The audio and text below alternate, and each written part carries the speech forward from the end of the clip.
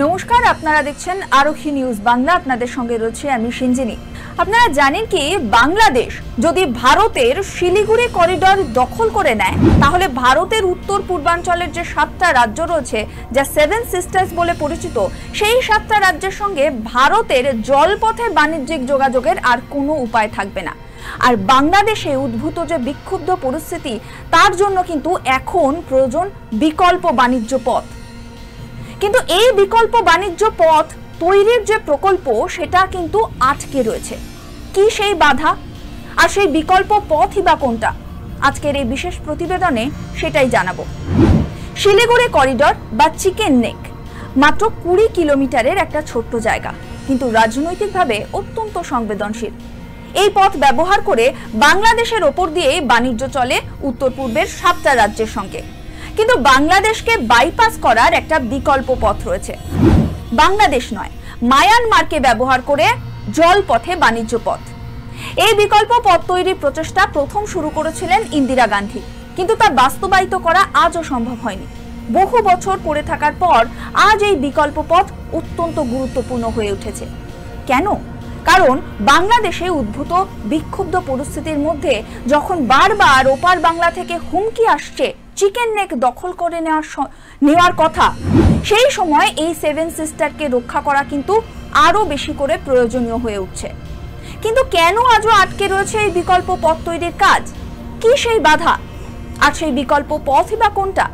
প্রথমেই জানাবো বিকল্প পথ কোনটা। এই বিকল্প পথের মধ্যে রয়েছে সমুদ্রপথ, নদীপথ, সড়ক পথ, 3টে। যাত্রা শুরু হয় কলকাতা থেকে।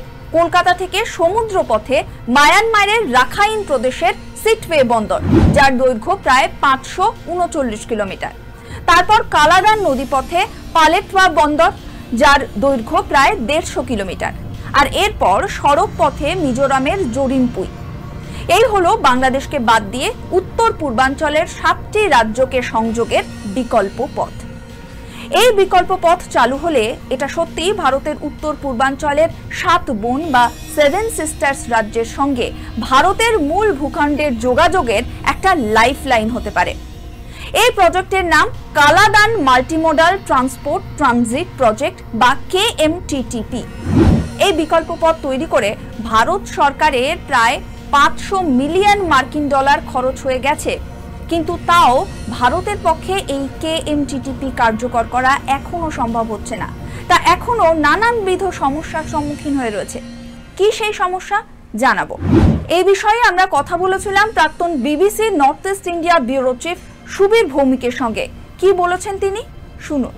কালাদান মাল্টিমোডাল প্রজেক্ট অপারেশনালাইজ করার ক্ষেত্রে ভারত অনেক দূর এগিয়েছে। ভারতের অর্থায়নে সিটওয়ে বন্দর মোটামুটি নতুনভাবে ঢেলে সাজানো হয়েছে। পালেটুয়া নদী বন্দরটাও মোটামুটি ঢেলে সাজানো হয়েছে, যদিও সেখানে কিছুটা কাজ বাকি আছে। আর পালেটুয়ার থেকে জরিনপুই মিজোরাম, ওই সড়ক পথে অনেকটা কাজ বাকি আছে। কিন্তু এই কাজগুলো শেষ করার ক্ষেত্রে বা সিটওয়ে বন্দর সেই অর্থে ব্যাপকভাবে ভারতের নতুনভাবে মালামাল নেওয়ার ক্ষেত্রে চালু করার ক্ষেত্রে বড় রকমের সমস্যা যেটা, সেটা রাজনৈতিক।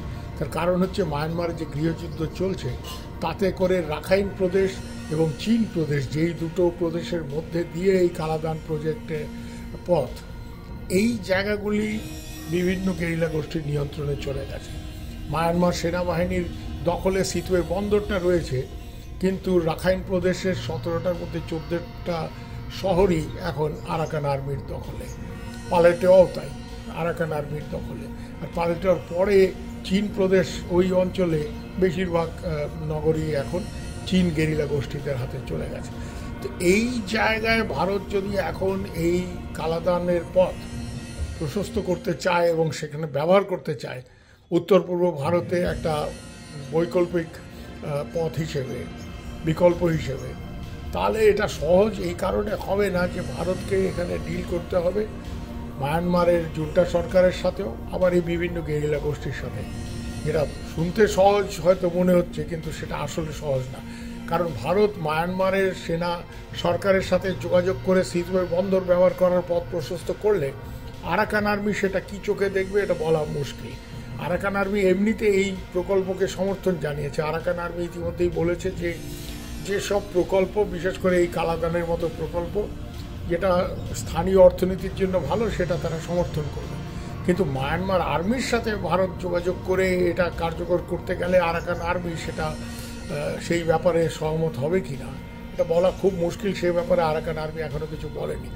কারণ ব্যাপারটা হচ্ছে যে সিটওয়ে বন্দর অবধি আমার মাল চলে গেল কলকাতার থেকে, ভালো কথা। সেখানে মায়ানমার সেনাবাহিনী সে মাল নামানোর ক্ষেত্রে কোনো অসুবিধা নেই। কিন্তু তারপরে মাল নিয়ে যখন ভারতের বিভিন্ন বার্জ এগুলি পালেটোয়ার দিকে যাবে বা আরও ওইখানে গেরিলা বাহিনী যদি আটকে দেয় সেগুলো, এই আরাকান আর্মি বা চীন গেরিলা বাহিনীগুলো, তাহলে তো ব্যাপারটা হলো না, ব্যাপারটা দাঁড়ালো না। আবার এই সব গেরিলা গোষ্ঠীর সাথে ভারত যদি গোপনে যোগাযোগ রাখার চেষ্টা হয়তো করছেও, তাহলে সেটা মায়ানমারের সেনা সরকার কীভাবে দেখবে বলা অনিশ্চিত। অর্থাৎ সাম রাখি না কুল রাখি, এরকম একটা সমস্যা ভারত রয়েছে।